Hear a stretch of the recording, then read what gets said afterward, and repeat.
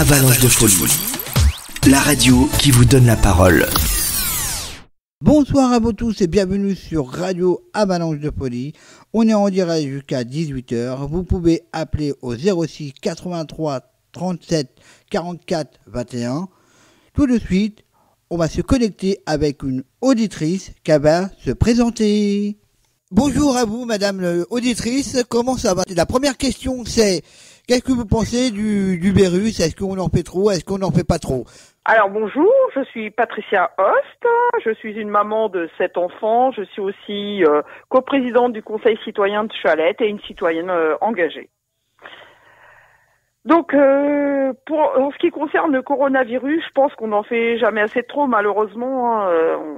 On voit ce qui se passe en Italie et dans les autres pays et voilà, on n'en fait jamais trop, il faut toujours axer les mesures sur la prévention, vraiment répéter les choses.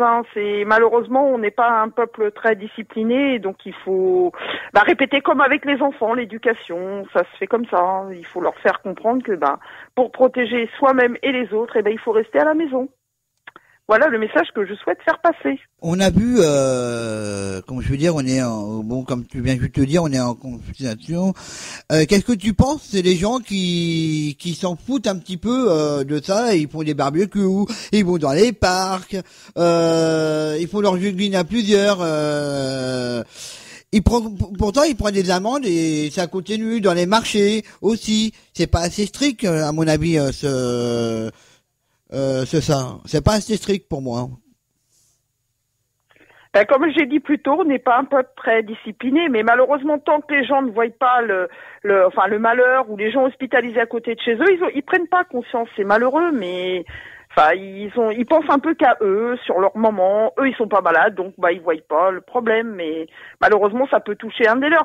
Si eux, ils sont peut-être potentiellement porteurs du virus, ils peuvent le transmettre à leurs proches qui sont plus fragiles. Et ça, je pense que c'est encore pas rentré dans toutes les têtes, malheureusement. Il va falloir peut-être que le gouvernement resserre un peu la vis ou refasse passer des messages plus directifs. Est-ce que le gouvernement, ils ont pris ça un peu à la légère, car ils savaient depuis fin janvier ou début février tout ça pour pas faire paniquer les gens. Qu'est-ce qu'on aurait dû faire la première chose pour éviter ce virus? Comme je dis, le gouvernement, non, je pense qu'ils ont peut-être pas voulu faire paniquer la population, mais je pense qu'ils savaient déjà en amont que le virus allait arriver en Europe. Peut-être pas en France tout de suite, ça a été l'Italie qui a été touchée en premier, mais il aurait fallu déjà commencer à préparer les gens, puis eux-mêmes préparer toutes les infrastructures, donner des moyens aux hôpitaux, prévoir tous les matériels de réanimation, les masques. Ils savaient qu'il allait y avoir besoin, mais malheureusement, comme il n'y a plus trop de production en France, et qu'on dépend forcément d'autres pays producteurs comme l'Asie et tout, on voit les problématiques quand il y a on voit les failles quand il y a un problème de santé. Et là, malheureusement, ça a des graves conséquences sur la population. Ça va avoir des graves conséquences sur la population. Par contre, les masques, on en avait en stock pas mal, mais on allait donner en Chine parce que ils se sont dit le virus, il va pas s'arrêter, il va pas venir en France parce que on a donné des masques et tout. Et là, on est en train de carburer les usines pour en faire parce que ils disent les policiers sont en danger, les infirmières sont en danger. Comment je veux dire, j'ai vu que les routiers aussi qui vont peut-être se mettre grève demain parce que ils peuvent pas se laver, ils peuvent pas tout était fermé, les stations-service, tout ça. Et c'est ça que c'est un peu embêtant comme tu dis. Moi je trouve que le gouvernement n'a vraiment pas anticipé. Bon, qu'ils aient envoyé des masques par solidarité en Chine, je peux comprendre, mais ils savaient que ça allait arriver chez nous. Ils auraient dû quand même augmenter, intensifier la production. Malheureusement, c'est ça. Il n'y a pas d'anticipation en France. C'est toujours le même problème. On attend qu'on soit. Et ils ont favorisé l'activité économique autre. Et ils savaient que les gens allaient être en première ligne. Et malheureusement, tous les gens qui sont en première ligne, ce sont les médecins, les aides-soignantes, les caissières, tous les gens qui sont en contact avec la population. Et eux, ils ont vraiment besoin de masques. Ça, c'est de la prévention basique. Déjà, les gestes barrières, ça devrait être évident pour tout le monde que se laver les mains, c'est quelque chose qu'on a oublié de faire, mais Enfin, depuis la nuit des temps, c'est comme ça qu'on a vécu les virus. Hein. C'est en utilisant le lavage des mains. Il y a rien de mieux, il y a rien de tel. Hein. Après, l'histoire des masques, malheureusement, bon, bah, ça, on va dire que c'est un raté. Ils ont pas trop anticipé. Mais bon, maintenant, il faut y aller. Là, il faut qu'ils s'y mettent là, l'État, qui donne des moyens aux hôpitaux, là, en première ligne, aux pompiers, aux policiers, enfin à tous ceux qui sont sur le terrain. On a fermé les écoles. Est-ce que tu penses qu'on a fermé les écoles tardivement? On a fermé les écoles tardivement. Est-ce que tu penses ça? On a fermé les bars, on a fermé les restaurants et on a gardé l'élection. Comment je veux dire? On a gardé les élections municipales. Est-ce que tu penserais qu'on l'aurait annulé ou pas tout ça? Bah, le problème, c'est qu'il était un petit peu tard pour l'annuler, parce qu'on était à 2-3 jours, ça aurait très bien pu se faire. Mais comme ils auraient dû anticiper tous les mesures de prévention, ils auraient pu annuler. Il n'y avait pas urgence à choisir d'autres maires. Les conseils municipaux pouvaient rester encore en place quelques mois. Il n'y avait pas urgence. Bon, après, il restait peu de temps. Bon, ils n'ont pas voulu faire de polémique, donc ils ont laissé en place. Mais sachant qu'il y a quand même quelques communes encore où il n'y a pas de maires qui sont élus et que de toute façon, ça va être reporté à plusieurs mois. Enfin, pour les écoles, je pense que bon, là, ils n'ont pas trop tardé. Ils ont quand même réagi. Ils savaient que les enfants étaient porteurs sains, donc ils ont préféré mettre à l'abri. Mais bon. Comme je dis, ils n'ont pas trop anticipé la crise. Hein. Ils savaient que c'était déjà là, le virus était déjà là en Asie depuis décembre. Ils auraient pu quand même, au bout de 2 mois, réfléchir avant, mettre en place des choses. Mais bon, on va dire que on a reproché à Roselyne Bachelot d'en avoir fait trop dans la grippe H1N1, mais au moins elle en a fait. Mais là, c'est l'excès inverse. Ils en ont pas fait assez et pas assez tôt, surtout. Je vois qu'en Italie, il y a eu encore des morts et normalement ils devaient leur confinement, normalement ça devait être terminé le 25. Ça a été repoussé encore. Est-ce que tu penses qu'en France on en aura encore pour 3 mois ou 2 mois de confinement? Bah honnêtement, oui, comme on a déjà au moins 15 jours, enfin 1 semaine, 15 jours de décalage avec eux, oui, je pense qu'on en a au moins pour 1 mois et demi, 2 mois encore. Minimum, hein. Faut que ça fasse des effets. Hein. Il y a encore trop de gens qui respectent pas. Il y a tout un tas de paramètres. Puis on ne sait pas comment le virus va évoluer en France. Hein. Si on prend le même chemin que l'Italie, c'est inquiétant. Donc il faut. Puis bon, il faut protéger nos soignants quand même qui sont en première ligne. Il faut le répéter. Ils sont là pour essayer de sauver des vies. Il faut pas que ça soit comme en Italie, ils soient obligés de choisir qui vont sauver ou pas sauver à cause du nombre de places de lits qui sont pas assez importantes malheureusement. Mais ça c'est dû aux mesures restrictives économiques. On a fait trop d'économies sur les hôpitaux, sur la santé et voilà, on en paye le prix maintenant. C'est des choix politiques qui sont pas forcément les bons. On mise tout sur l'économie, l'argent, mais la santé, ça a pas de prix. Pour moi, une vie, ça a pas de prix. On a fermé des hôpitaux, comme tu disais. On a enlevé des lits. On a enlevé tout ça. Et je pense que tu as raison ce que tu dis. La santé, oui, la santé, c'est vraiment, n'a pas de prix. Mais moi, je vais te parler d'un truc. On dit que le gouvernement va faire remettre lundi le BTP. Il va remettre le BTP aller au travail. Les employeurs pourront donner des semaines, une semaine de congés payés. Mais congés payés, c'est pas les vacances. Mais là, ce serait, je te donne un congé payé. Voilà, un congé payé, mais par contre, tu restes chez toi. Hein. Qu'est-ce que tu en penses de tout ça là? Ben, je pense que les employeurs, ils essayent de faire au mieux, surtout financièrement, parce que bon, ils savent très bien qu'ils vont avoir des problématiques à payer les salaires si les gens restent chez eux. Donc, ils essayent de leur faire prendre leur congé payé pour que ça a moins un coût. Mais au bout d'un moment, de toute façon, si le confinement dure plus de 2 mois, les congés payés vont être vite éclusés. Donc, il faudra passer à autre chose. Hein. Il faut vraiment que l'État aide les entreprises et surtout ne laisse pas les salariés sur le carreau sans rien. Enfin, je sais qu'il y a des mesures prévues, il y a du chômage partiel, mais c'est vrai que ça risque d'être délicat pour beaucoup de personnes. Hein. Avec 1 000 euros à SMIC, on vit pas vraiment très bien. Hein. Surtout que les loyers, ça coûte cher en France. Hein. Mais comment je veux dire, faire repartir les BTP des travaux publics, tout ça dehors, et ils sont même pas protégés. Tu te rends compte que les routiers, ils menacent de faire la grève demain parce que dans les conditions de travail qu'ils y sont. Alors imaginez-vous que la grève des routiers passe, ils vont plus alimenter les grandes surfaces.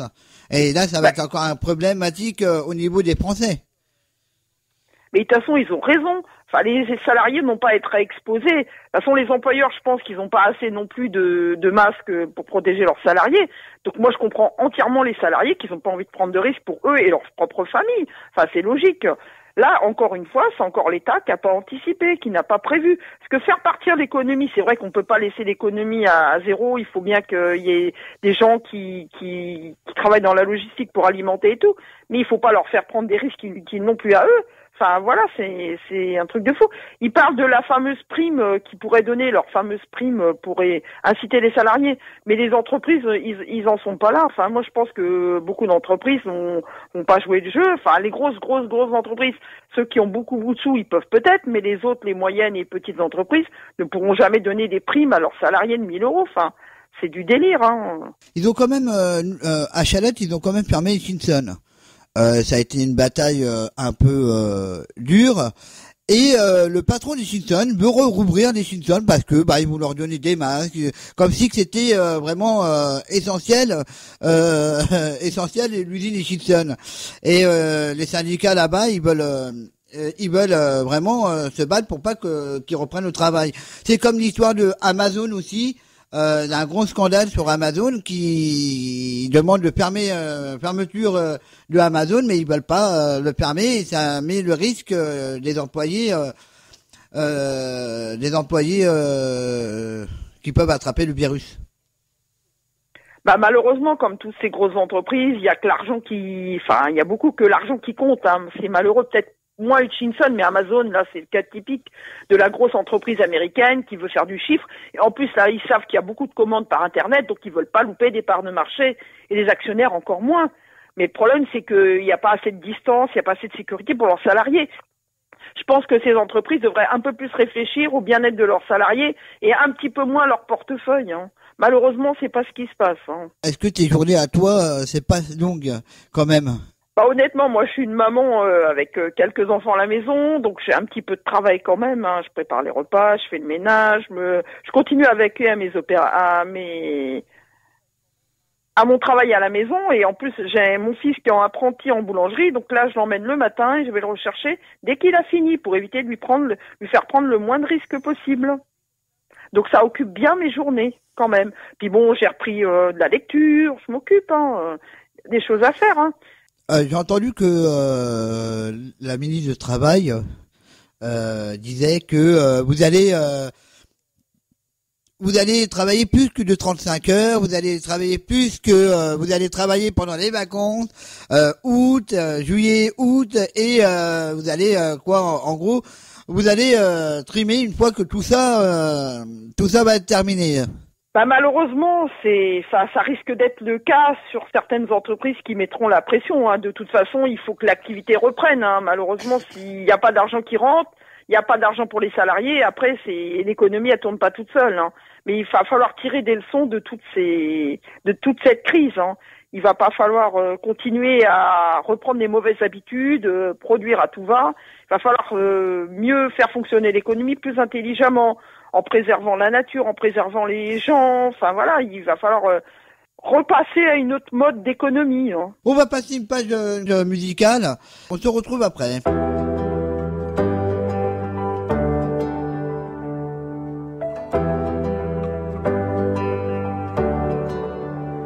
Il a fallu en arriver là pour nous rassembler, prendre conscience de l'importance de l'humanité. Ce combat, c'est le monde entier qui doit le mener, car y a pas de couleur ni de religion pour être confiné. Il a fallu en arriver là pour les remercier, ces héros du quotidien qui sans compter sacrifient leur vie au nom de notre santé. Ces mêmes qui criaient dans la rue, venez nous aider. demain, on fera quoi? On recommencera, l'homme est comme ça. Mais demain, ce sera nous, les maîtres du jeu. Un point c'est tout. S'aimer encore, danser encore, sourire encore, s'embrasser plus fort, pleurer encore, souffrir encore, et tenir encore, et chanter plus fort. La la la la, la la la la, la la la la, la la la la la la. Ça fait du bien. La la la la, la la la la, la la la la la la. Il a fallu en arriver là pour qu'on se parle, qu'on recommence à s'amuser avec dalle, pour qu'on s'appelle, qu'on se dise je t'aime, est-ce que t'as mal? Avec le temps, on retrouvera le temps et la morale. Et demain, on fera quoi? On recommencera, l'homme est comme ça. Mais demain, ce sera nous, les maîtres du jeu. Un point c'est tout. S'aimer encore, danser encore, sourire encore, s'embrasser plus fort, pleurer encore, souffrir encore, et tenir encore, et chanter plus fort. La la la la, la la la la, la la la la, la la la la la la. Ça fait du bien. La la la la, la la la la, la la la la la la. S'aimer encore, danser encore, sourire encore, s'embrasser plus fort, pleurer encore, souffrir encore, mais tenir encore, et chanter plus fort. S'aimer encore, danser encore, sourire encore, s'embrasser plus fort, pleurer encore, souffrir encore, et tenir encore, et chanter plus fort. La la la la, la la la la, la la la la, la la la la la la. Ça fait du bien. La la la la, la la la la, la la la la la la.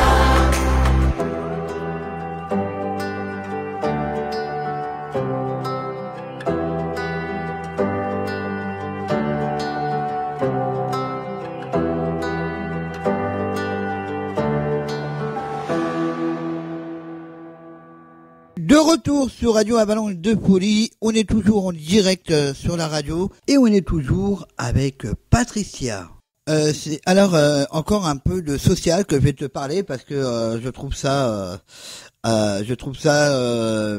un peu que je pose à tous les auditeurs, à tous les gens qui viennent parler à la radio. Alors les Gilets jaunes, ça fait 1 mois et demi qu'ils se battent dans la rue avec les syndicats, avec les manifestations.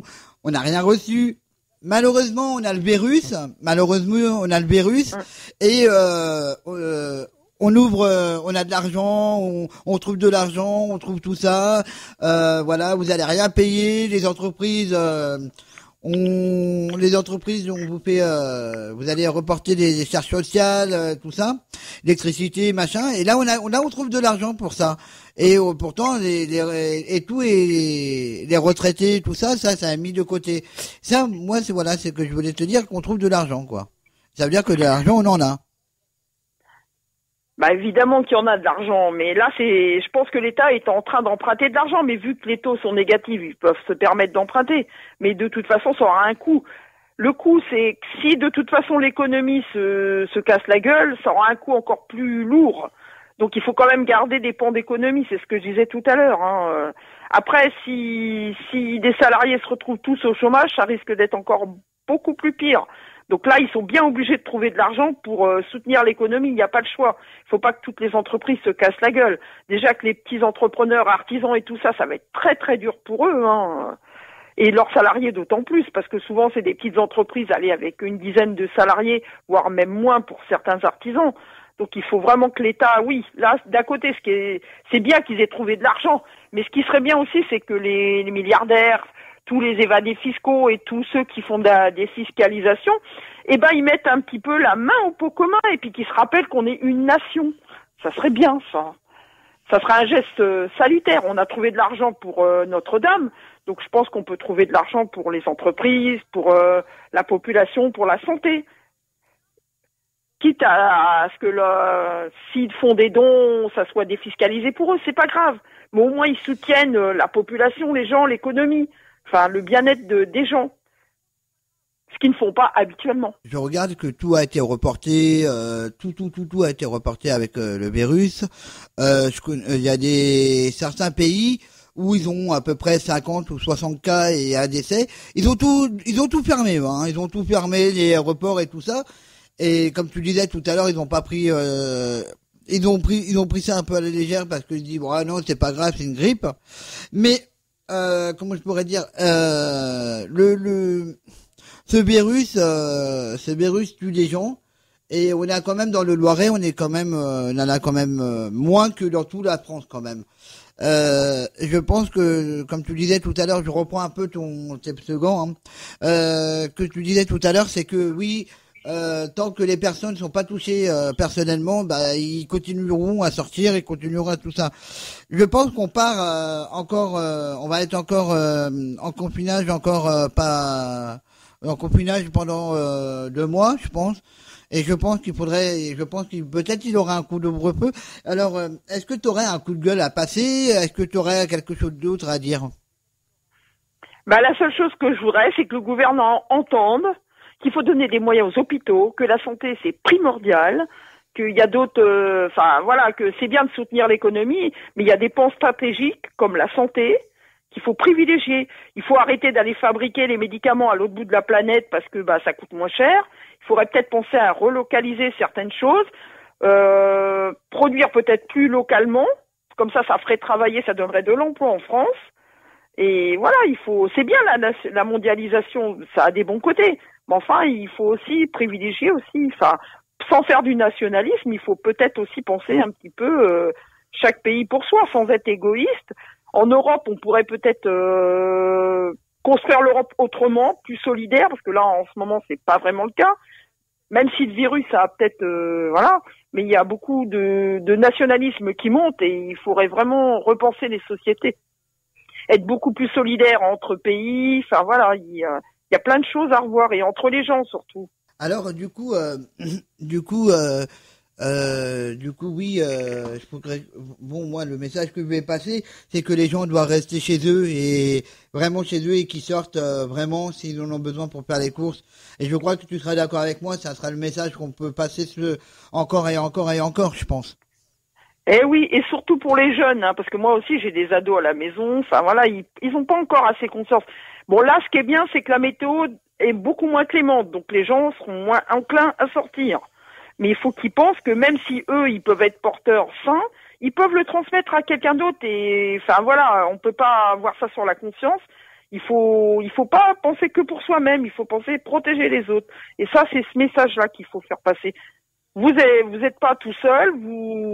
Vos actes peuvent avoir des répercussions sur les autres. Donc, restez à la maison. Vous pouvez faire du sport à la maison. Hein. Maintenant, ils vont même les chaînes France 4 et France Télévisions ont mis en place de l'école à la maison. Donc, ça va pouvoir aider les parents. Il faut reprendre de la lecture, même si il faut essayer de passer à autre chose, repenser notre mode de vie et resserrer les liens familiaux. Tiens, je voudrais revenir avec toi, Patricia, sur l'école. On trouve dans les collèges, dans les collèges. Alors, t'as le truc Pronote, tout ça. Et est-ce que tu penses qu'il y aurait quand même des échecs scolaires? De toute façon, malheureusement, quand il y a un temps comme ça où il n'y a pas de, les enfants ont sur Pronote des exercices à faire, mais comme ils sont à la maison, les parents ne sont pas des enseignants, ils peuvent essayer. Puis bon, ils sont plus trop motivés là. Les périodes, si on reste comme ça sur 2-3 mois, c'est sûr que il y aura peut-être des problématiques avec certains enfants qui ont déjà des difficultés à l'école. Mais c'est pas grave, s'il faut redoubler une année, je pense que c'est une année dans la vie d'un enfant, c'est rien. Qui repartent sur des bonnes bases, quitte à ce qu'il y ait des cours de soutien pendant l'été, éventuellement. Et apparemment, c'est déjà ce qui est prévu. Tu penses pas que les examens vont être en juin, juillet, voire août? À la rigueur, même s'il y a encore des difficultés, qu'on les fasse passer juste avant la rentrée scolaire. C'est pas un problème. Ils peuvent décaler. Après, ça risque de poser problème pour ceux qui ont des entrées en fac et il va falloir s'ils ont fait des vœux, peut-être que ça risque de décaler un petit peu. Mais je veux dire, c'est pas grave. On décalera tout et on reprendra après. On décalera les vacances, c'est pas un souci. Pour moi. Vu que t'es maman et tu regardes un petit peu, je crois que tu dois avoir un enfant ou deux qui sont au collège, tu penses que Moi, tu penses que ça peut être redoublé tout ça? Bah, moi, je n'ai plus d'enfants au collège. Mon dernier, il est au CFA et actuellement, le CFA, il est fermé comme tous les établissements scolaires. Donc lui, son année, en plus, il a commencé il a même à peine commencé le CFA. Donc de toute façon, pour lui, son année. Mais moi, je suis prête à ce qu'il redouble. Enfin, il y a 15 ans, on a la vie devant soi. C'est pas gênant. Enfin, moi, personnellement, si les enfants ont trop de lacunes, autant qu'ils redoublent. Un redoublement, ça sert à ça. C'est redonner une chance, aider les enfants qui ont des difficultés pour repartir sur de bonnes bases. C'est vrai que ça a un coût économique, mais qu'est-ce qu'on veut? La réussite de nos enfants ou privilégier l'économique? Moi, personnellement, je préfère privilégier la réussite de mes enfants. Par contre, si on est encore en confinage pendant 2 mois, ça veut dire que ça va aller jusqu'au 15 mai.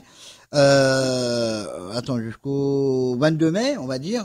Dès que la date va être, ça va dire 23 mai. Ça veut dire que l'école, le 13e trimestre, il est foutu. Et on peut pas dire oui à un enfant, oui, tu vas redoubler ou tu vas passer. Bon, déjà, moi, j'ai reçu le deuxième bulletin, deuxième bulletin de ma fille. J'ai marqué passage au troisième, à la troisième, quoi. Voilà. Voilà. Et j'attends de mon fils le 17 avril. Voilà, j'attends qu'ils vont nous donner les bulletins le 17 avril par Pronote. Et moi, de toute façon, on peut dire que le 3e trimestre, ça va être chaotique, quoi. C'est sûr que ça va être problématique parce que bon, c'est pas même pas un mois qu'ils vont pouvoir rattraper. Mais les enfants qui n'ont pas de difficultés, ça va pas poser de problème plus que ça. Ceux qui ont eu un bon bulletin, c'est pas une problématique, ils pourront passer. C'est pas un problème. C'est surtout les enfants qui ont des grosses difficultés. De toute façon, ils auraient été en difficulté quoi qu'il en soit. Alors autant les faire redoubler. Bon, après c'est suivant si les parents veulent et si l'enfant est d'accord aussi. De toute façon. Mais voilà, je te remercie d'avoir passé sur la radio à Valence de Poli.